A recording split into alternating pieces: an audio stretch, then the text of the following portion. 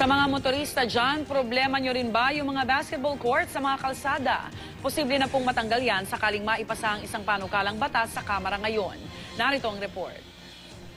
Pagkatapos ng klase, basketball ang katuwaan ng barkada ni Miguel. Training na rin daw ito para sa nalalapit na liga ng barangay sa susunod na buwan, kaya mas madalas na ang kanilang paglalaro dito. Para mag-practice, para gumaling sa liga.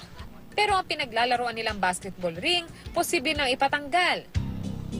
Kung maipapasa bilang batas ang House Bill 4986 o ang Sidewalk and Road Use Act ni 2nd District Albay Representative Al Francis Bichara, ipagbabawal na ang pagtatayo ng mga basketball ring sa mga papublikong kalsada at sidewalk.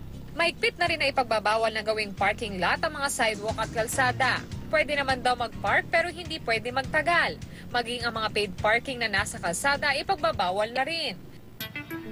Bawal na rin ang pagnenegosyo sa mga sidewalk. Pinapabagal daw kasi nito ang daloy ng trapiko.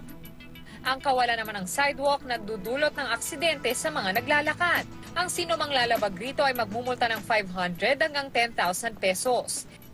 I-impound naman ang mga sasakyang magpapark. Pag yan ba nasisira, pinapagawa ng mga business establishments yan? Hindi. National government. Yung taxes mo, yung taxes niya, yung taxes ko. Palaki tayo ng palaki ng kalsada. Ang sinasabi natin, para makatulong sa flow ng traffic. When in fact, binibigyan lang pala natin ng parking space yung mga establishments dyan at mga nakatira dyan. Ang mga tulad ni Aling Elma na matagal nang nagtitinda ng mga spare parts ng sasakyan sa sidewalk, wala namang nakikitang problema.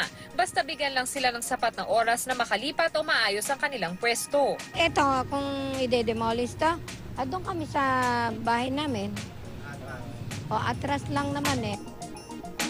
Metropolitan Manila Development Authority at lokal na pamahalaan ang aatasang magpapatupad nito.